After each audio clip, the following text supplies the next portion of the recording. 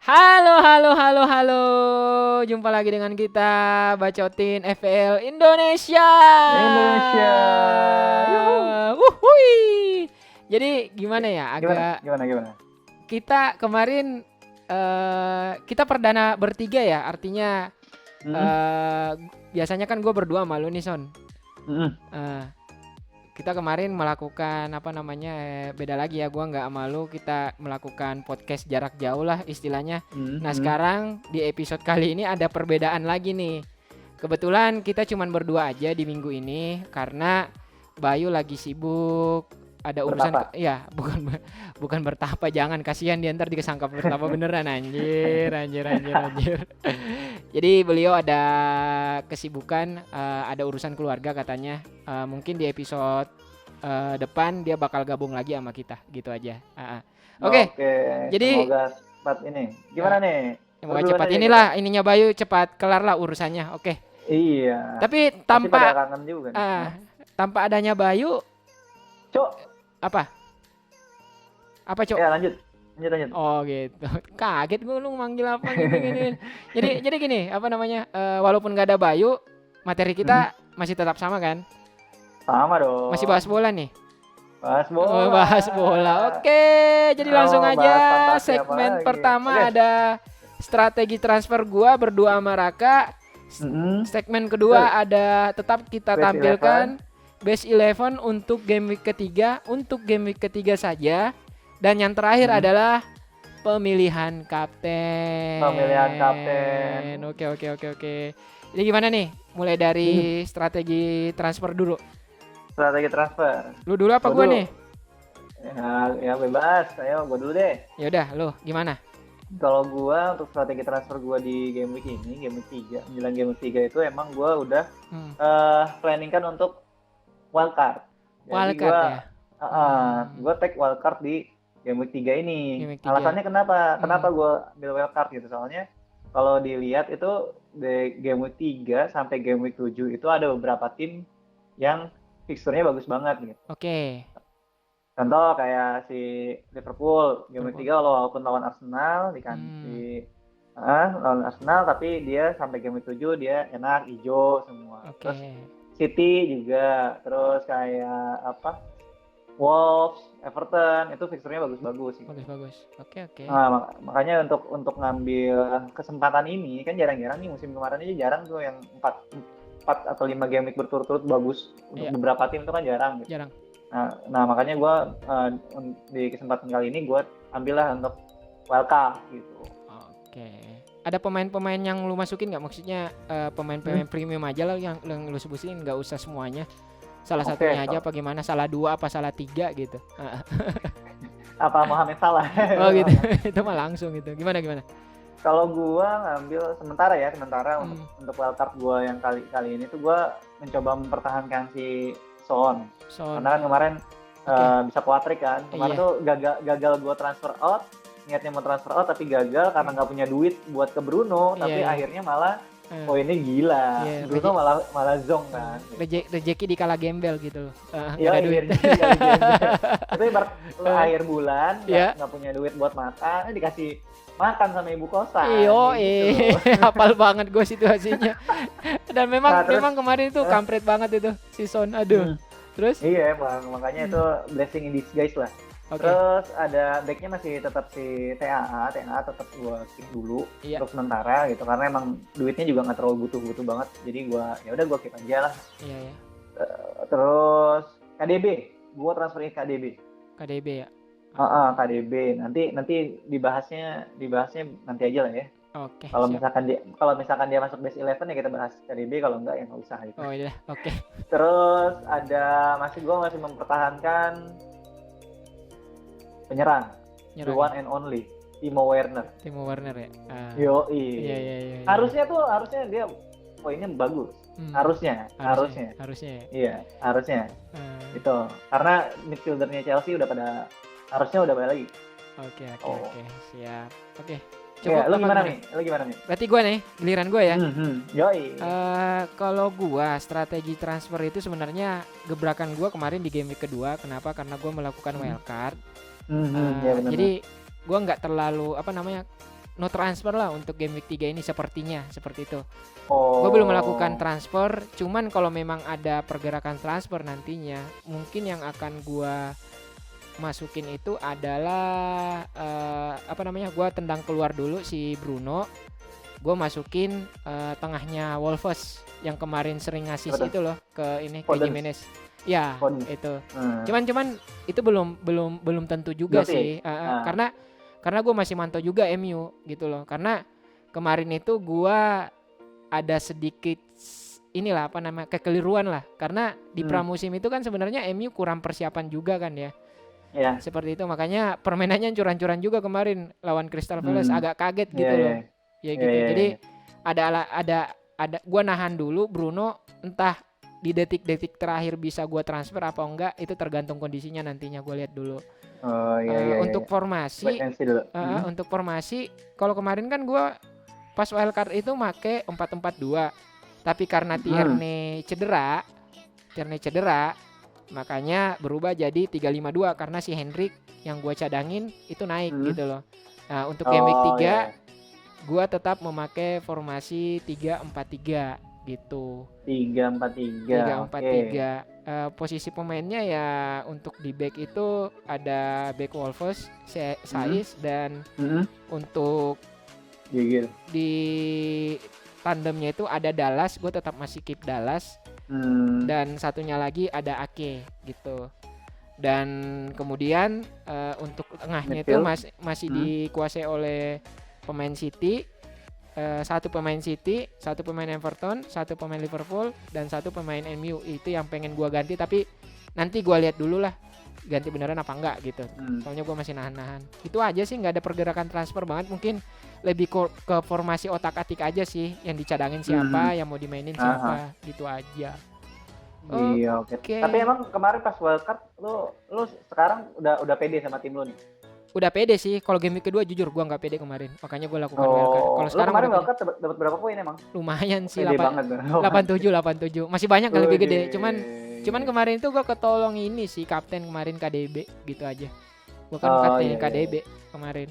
Terus ini lagi, gue jujur masih mantau keadaan ini ya, nambah-nambahin aja nih. Selain nanti ngiranya gue cuma ngincar si midnya ini doang, Wolves. Ini lagi mantau juga pemain andalan lu, Pulisic. Kita nggak tahu kan kabarnya gimana. Iya. Itu masih mantau-mantau juga. Tapi emang duit lu cukup? Ya kan gue korbanin Bruno, bisa lah. 10,5 kan, gitu aja. Cuman masih mantau-mantau aja, gue masih nahan-nahan dulu deh. Kalau misalkan melakukan pergerakan transfer ya itu dua, si Podence ya, sama si Pulisic, itu aja sih. Cukup kali ya? Iya, oke. Jadi sekarang kita lanjut ke segmen kedua. Apa tuh? Segmen kedua adalah Best 11 of pilihan Bacot NFL Podcast. Mantap. Gimana nih? Langsung ya. Tapi gue sebutin dulu ya formasi yang kita pakai dulu. Oke, bisa. Boleh, silakan. Formasi yang kita pakai itu ada 3-4-3. 3-4-3. Ya, kita pakai 3 back, lini tengah 4 dan 3 striker, gitu aja ya. Oke. Siapa nih yang pertama? Gua dulu, yang Martinez apa gimana nih? Martinez, penjaga gawang, langsung gua sebutin anjir. Ketahuan. Iya, asem. Gimana? Gua dulu ya. Penjaga gawang ya udahlah, lo boleh lah. Oke, langsung ke posisi kiper. Kita ada Martinez. Kenapa kita pilih Martinez? Ya, Martinez. Taruh di konten loh. Oh iya. Biasa mulut gua nih. Masih ini. Ke bawah suasana daerah di kampung halaman. Makanya gitu. Sekali-kali makan burger sama hotdog gitu kan. Jarang coy, sekarang kan lagi apa namanya? Lagi social distance. Males tuh keluar. Oke, ada Martinez. Itu kenapa kita pilih? Kemarin kan dia juga clean sheet melawan Burnley ya. Iya, betul. Nah, terus kan gua lihat kemarin Aston Villa itu depth-nya juga makin membaik gitu loh. Dan adapun adapun alasan lain adalah performa yang kemarin di waktu dia masih di Arsenal itu masih ada gitu loh. masih sama. Iya, oke. Terus sementara Fulham hanya biasanya kan mengharapkan itu doang. Si siapa namanya? Mitrovic Nah, seorang. Capek juga anjir kalau mengharapkan satu doang kan. Padahal kan kita mainnya 11 orang gitu loh. Iya, Eh, benar. Terus dengan harga 4,5 kalau nggak salah tuh ya, emang 4,5 harganya. 4,5 ya? Iya 4,5. Gua rasa pas sih buat game week 3 gitu loh. Itu aja. Oke. Cukup. Oke. Ada lagi nih satu. Saiz gimana Son? Aja dah. Saiz gue ya. Iya. Ini Saiz nih sebenarnya masuk ke, kalau nggak salah ya, gue sampai lupa itu masuk tim gue apa enggak. Dia salah satu pemain pilihan gue di tim wildcard gue buat game ketiga ini.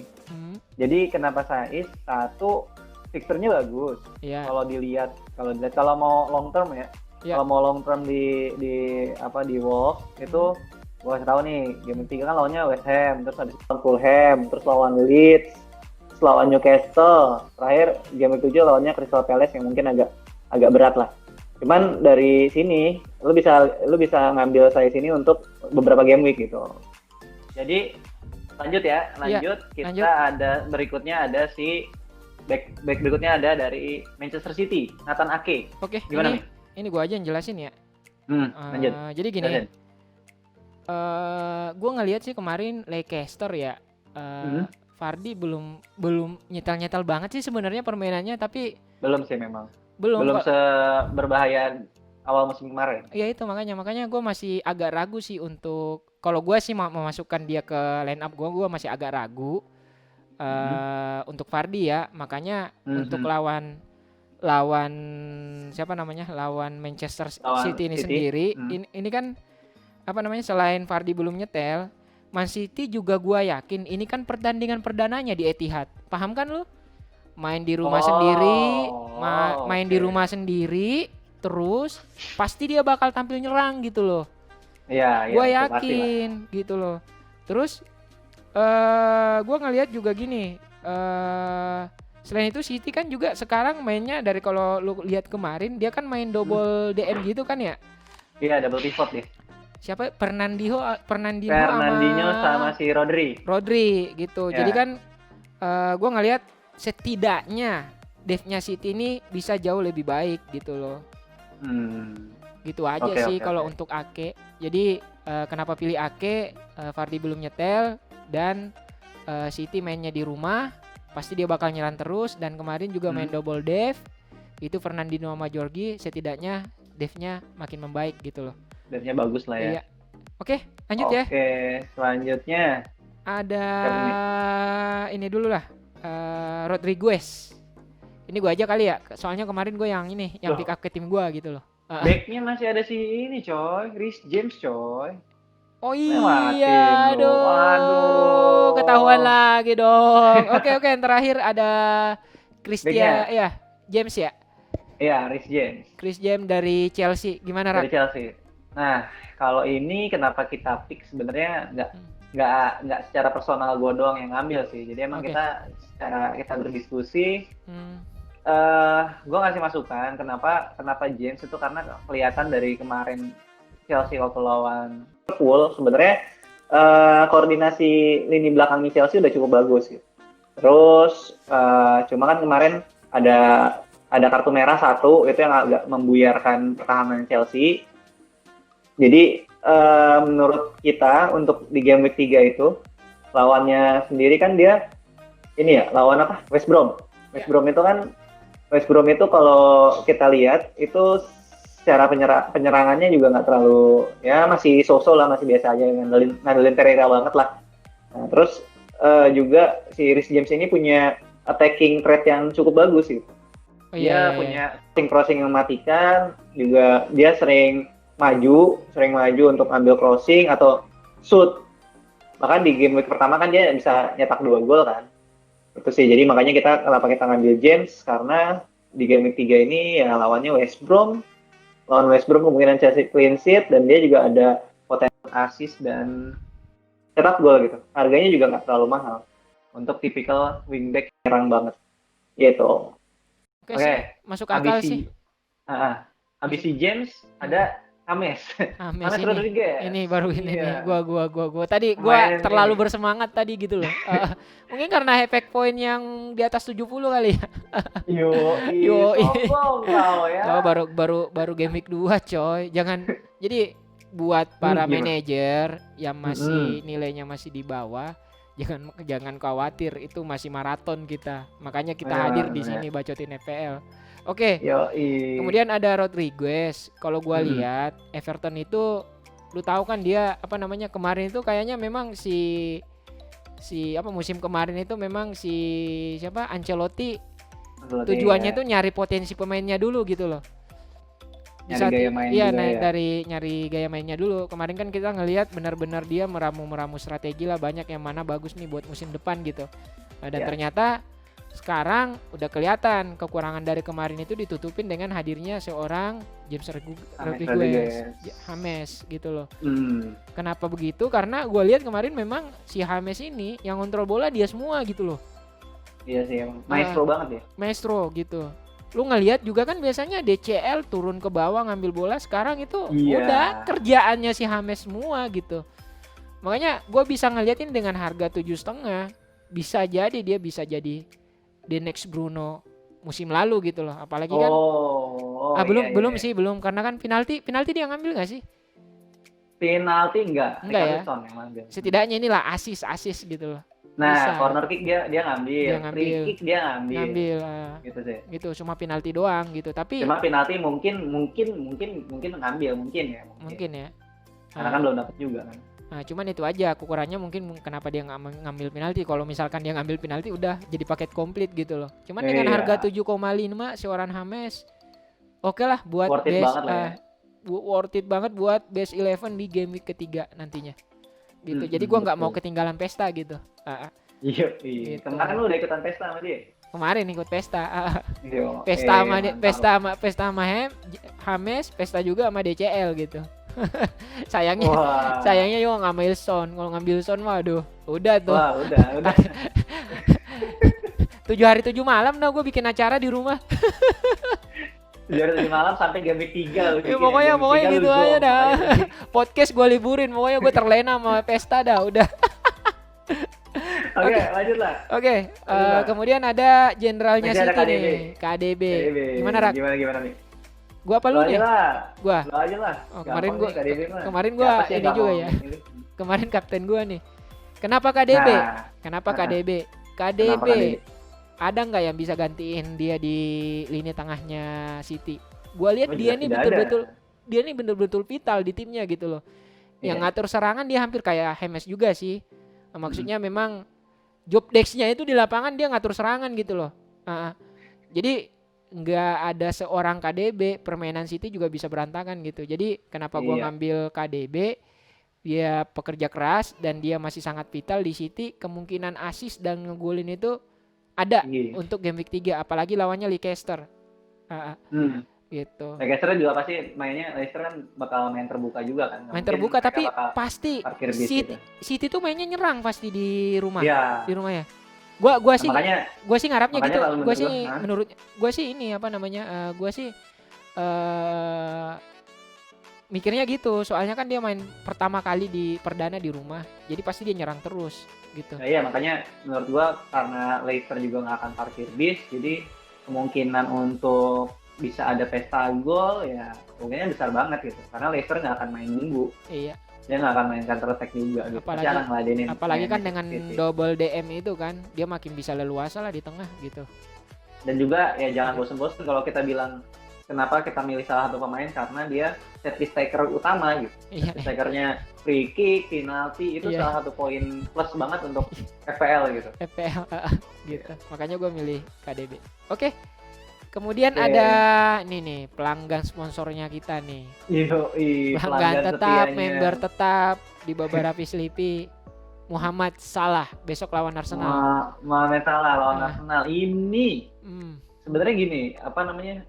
Salah itu selain di awal game di game week 1 yang hampir selalu bagus, itu dia juga hampir selalu bagus saat melawan tim-tim besar atau Big Six lah kalau sebutannya kalau di Liga Inggris ya. Oke, iya. Jadi Nah, peluangnya dia untuk lawannya Arsenal ya. Lawannya Arsenal juga yang bukan bukan tipe tim yang bermain mengandalkan defensif. Jadi menurut kita sih Salah potensial banget untuk bisa poin besar gitu melawan Arsenal gitu. At least dia bisa nyetak satu gol atau tambah satu assist. Walaupun kemarin waktu lawan Chelsea Salah nggak terlalu eksplosif ya. Itu juga kelihatannya bukan karena Chelsea-nya yang bisa menahan, tapi emang kelihatan Salahnya yang kurang baik mainnya. Nah, mungkin nanti di game week 3 ini Salah bisa eksplosif kayak di game week 1. Sih. Juga alasan lainnya karena di dua pertandingan terakhir Arsenal lawan Liverpool, itu kan Liverpool kalah kan. Nah, jadi ini juga untuk akan karena kekalahan itu dia akan punya motivasi lebih untuk membalas dendam. Ya gua rasa sih kemarin kan kekalahan kemarin itu lumayan terpukul juga lah. Karena kan 2 kali kalah tuh. Pasti dia pengen balas nih di kesempatan kali ini gitu. Apalagi kan mainnya di Anfield kan ya. Iya. Tahu sendiri angkernya kayak gimana. Klub nggak mau ketinggalan ini untuk di musim ini kayaknya dia benar-benar harus memaksimalkan. Ikat abis. Gitu. Persaingan kan terbuka banget nih. Ya. Gitu. Oke, next ya. Kita ada pemain yang nggak terlalu muda juga. Pemain barunya Wolverhampton Wanderers. Yoi, siapa tuh? Daniel Podence. Oke, Podence. Jelasin nih. Gimana nih? Nih Podence nih. Pemain ini gua aja bahas ya. Oke, jadi gini, untuk si Podence ini, dia tuh 2 game week terakhir ini kan selalu berhasil menyumbangkan assist ya. Iya, sama betul. Jimenez. Jadi gue lihat memang musim ini ya Wolves itu jauh lebih baik gitu loh. Dengan pola 3-4-3. 3-4-3 ini memang dia udah pernah pakai sih di lebih pola ini dipakai di game week terakhir musim kemarin gitu loh. Dan pola ini memang lebih berbahaya jika main dengan pola seperti ini. Apalagi kan kemarin-kemarin yang gue bilang tadi tuh di 2 game week terakhir tuh dia selalu mencetak assist. Jadi dengan seharga segitu dan performa yang lagi baik dan Wolves juga pola permainannya lagi bagus, gua rasa nggak ada alasan buat Podence untuk untuk kita pinggirin. Brilian di game week ketiga gitu aja sih. Iya, makanya kalau misalkan gue nambahin dikit ya. Iya. Kalau Podence nih waktu pas lawan City ya, yang jelas yang gue tonton itu gila sih dia eksplosivitasnya, maksudnya kayak Werner juga, dia beberapa kali coba beat offset trap. Juga dia juga sampai 2 kali itu bisa one on one sama Ederson. Memang finishingnya masih belum oke ya. Yang dia ngechip bola udah one on one sama Ederson, miss dikit gitu. Terus ada juga yang bisa ditepis sama Ederson, dan yang terakhir pas asisnya ke Jimenez itu juga dia kan bisa nutmeg si KDB kan. Nutmeg terus umpan, dan kalau gue lihat dia dia ada potensi, dia tenang gitu orangnya. Cara mainnya tenang gitu. Nah, itu yang mungkin bisa jadi bahaya di untuk game week awal ini, berbahayanya Wolves ya dari situ gitu. Kita nggak tahu karena dia kan juga umurnya masih 24 tahun, apakah bisa konsisten terus panjang musim atau enggak. Ya, mumpung dia lagi bagus, lagi meledak ya, why not? Kenapa nggak kita ambil sekarang gitu? Iya gitu. Dan gue ngerasa tren positifnya masih terus berlanjut di game week ketiga ini. Di game week 3 ya. Tapi itu West Ham lagi kan. Lawannya West Ham tanpa, lu tahu kan si manajernya pelatihnya nggak ada, sama backnya nggak ada, Diop ya. Diop dia lagi positif ini COVID-19. Jadi gua rasa memang West Ham datang itu dengan West Ham itu bertanding itu dengan keadaan pincang gitu loh. Gitu aja. Apalagi Wolves matang banget nih formasinya, kalau pelatihnya juga kan bagus tuh. Iya. Oke, dari Podence lanjut ke teman satu timnya, striker. Jimenez lah. Lu lah. Yoi, Raul. Enggak, lu aja lanjut. Anjir, masa gua 3. Oh ya, tadi lu Saiz ya yang jelasin ya. Oke. Iya. Jimenez. Agak blank sih gua nih kalau Jimenez. Sebenarnya alasannya sama sih ya kayak Foden tadi. Dia Mana? Jimenez tuh apa namanya ya, dilihat dari lawannya dulu. Lawannya dulu mereka nggak bisa full tim, bahkan kan nggak ada manajernya. Iya. Walaupun ya tidak meremehkan ya, kita tidak meremehkan si West Ham-nya, tapi dengan kondisi seperti ini ya agak sulit juga West Ham untuk bisa clean sheet gitu. Dan Jimenez nih kalau dilihat pilihannya kan untuk range harga segitu tinggal Jimenez atau Ings. Jimenez atau Ings gitu kan. Tapi dua-duanya ini sama-sama striker yang klinikal gitu. Apa namanya? Punya peluang kecil, peluang di kaki ya, di kaki kecil, potensi golnya tinggi banget gitu. Jadi kenapa tidak juga kita ambil si Jimenez ini? Oke, cukup kali ya untuk Jimenez ya. Cukup. Oke, kemudian masuk ke striker Everton. DCL. Lewandowski. Ini gua aja deh yang jelasin. Boleh lanjut. Tadi nggak jauh beda sih dengan penjelasan yang kita jelasin ke James Rodriguez. James ya. Jadi gini. DCL itu dibandingkan musim lalu dia tuh sekarang lebih banyak stay di bikin camping di dalam kotak penalti dah gituin.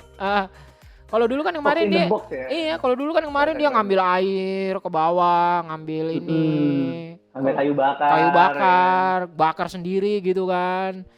Tapi sekarang dia beda. Sekarang memang kemarin gue ngeliat si Ancelotti ini betul-betul jeli juga sih buat skuadnya musim ini. Jadi kemarin agak kurang kreatif sih gue lihat di lini tengah.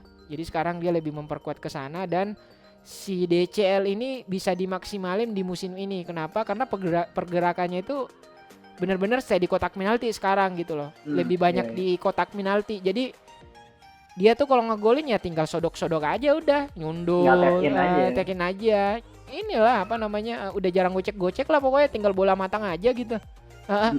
Gitu aja kalau gua ngelihat. Kemarin juga golnya kan pas hat-trick itu kan dua golnya benar-benar tap in doang. Iya benar. Tapi gol pertamanya udah kayak. Ini gua rasa memang si Ancelotti ini khusus latihan untuk DCL ini buat ngasah ini doang kayaknya. Apa namanya?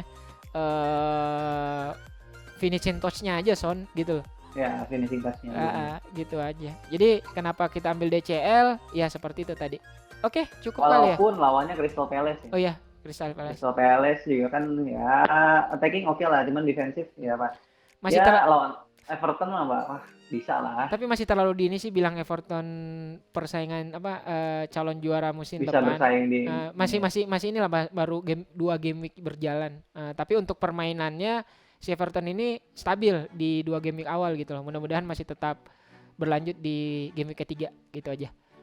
Oke, ini terakhir untuk best 11 nih, kita. Abang lu gimana nih abang lu nih? Werner. Gimana? Terakhir ada Timo Werner ya. Timo Werner nih kenapa diambil? Karena gimana ya? Kalau ditanya gue yang disuruh ngasih alasan ya karena gue berharap dia bisa nyetak banyak gol sih. Gitu ya. Cuman kalau dilihat di game 3 ini kan potensinya Chelsea akan bisa si Hakim Ziyech bisa bisa balik. Ya. Pulisic mungkin ya, kita belum tahu nih. Pulisic agak lebih nggak jelas kelihatannya. Cuma kalau Ziyech udah balik, Havertz udah balik, Havertz tetap main, dan lawannya juga si siapa? West Brom. Itu harusnya Werner buka puasa. Harusnya buka puasa. Soalnya kalau dilihat juga kemarin ya waktu game week 1, game week 2 sebenarnya dia oke lah, udah buka ruang terus gitu. Cuman dia kayak ditinggal sendirian aja. Jadi kalau menurut gua kalau misalkan ada winger yang masuk, entah apa kayak Pulisic, Ziyech untuk melayanin dia, ngasih umpan jauh gitu, menurut gua itu wah dia bisa tinggal nunggu meledaknya aja gitu. Dan ini game week 3 ini kesempatan dia untuk buka puasa besar sekali. Gue rasa emang ini sih waktunya membuka keran buat Werner gitu aja. Iya. Tapi kalau kerannya sekali kebuka, siap-siap aja loh. Itu bisa jadi konsisten. Kalau menurut gue sih, biasanya striker itu kayak gitu tuh. Apalagi kan kalau kita berkaca di musim sebelumnya, di klub sebelumnya, Werner ini bukan kaleng-kaleng gitu loh. Bagus bukan Ken ya. orang pendatang baru sebenarnya adaptasi doang sih, dia lagi fase adaptasi aja sih sebenarnya. Pinter lu. Oke. Cukup. Oke. Sekarang kita untuk pemilihan kapten yang best 11 siapa nih? Gua aja yang milih apa lu? Oke, lu aja. Gua aja ya. Sebenarnya ada beberapa kandidat ya. Tadi KDB, Salah. Cuman untuk best 11 ini gua pilih KDB. Gua pilih KDB. Gitu aja. Kita pilih KDB. Oke, cukup kali ya. Jadi langsung ke segmen 3. Dimulai dari mana nih? Nah, ini kapten gue dulu kali ya. Ya udah, kapten lu siapa? Kapten gue gampang sih, ini pilihnya ya udah gue pilih Kevin De Bruyne. My kapten Kevin De Bruyne. Emang sih. Optimis gue lah. Optimis ya. Gue kemarin juga gitu sih, milih KDB karena pertandingan pertama dulu kan ya. Pertandingan pertama kemarin di game kedua. Kalau ini suasananya yang sama. Pertandingan pertama cuman agak bedanya itu ini pertandingan pertama di home gitu. Di home. Leicester gitu ya. Leicester yang mungkin main terbuka juga. Jadi ya dari tim gue ya De Bruyne aja lah. De Bruyne kalau yang sebenarnya masih 70-30 lah. Oke. Saya lihat dulu karena kalau gue takutnya ya kalau main FPL nih ya terlalu berharap sama pemain yang kita suka tuh malah jadi kalau sakitnya tuh double gitu loh. Sakitnya double gitu. Lu ingat pesannya Bayu, boleh panah hijau di FPL, boleh panah merah di FPL, tapi kita hijaukan dunia real dari live kita gitu loh. Jangan terlalu inilah. Pilihan itu wajar sih kalau menurut gua, kadang bagus kadang jelek, tapi manajer yang bijak itu gimana caranya lu bisa tanggung jawab sama pilihan lo, gitu aja. Yang milih kita yang milih kan berdasarkan data-data yang kita ambil. Iya, betul. Terus kalau misalkan gagal, ya jangan jadi nyalahin lu, gitu. Orang lain gitu kan. Gak masalah sih. Itu the real manager tuh di situ sih kalau gua mau nilainya ya. Gimana cara dia memilih, bagaimana cara dia menanggung jawab dengan pilihannya itu. Masa lu senangnya sama pas dia meledak doang, pas nggak meledak ya udah jadiin pelajaran aja gitu. Oke. Kenapa malah jadi ceramah gua? Kalau gua gini, Rak, Gimana? Gue bingung loh, soalnya ada 4 mid loh yang berkualitas nih, yang meledak semua kemarin. Kecuali satu nih, Bruno.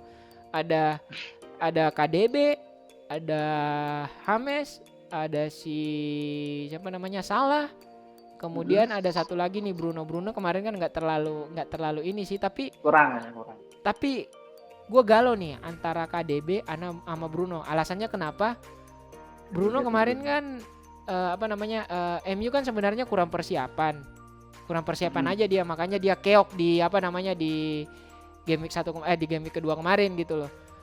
Sekarang gue punya feeling nih, ini feeling bukan test, feeling gua nih si MU bakal bangkit gitu loh, feeling gua entah itu gua karena fansnya apa gimana, cuman feeling gua nih dia bakal ini, kalaupun dia bangkit besok MU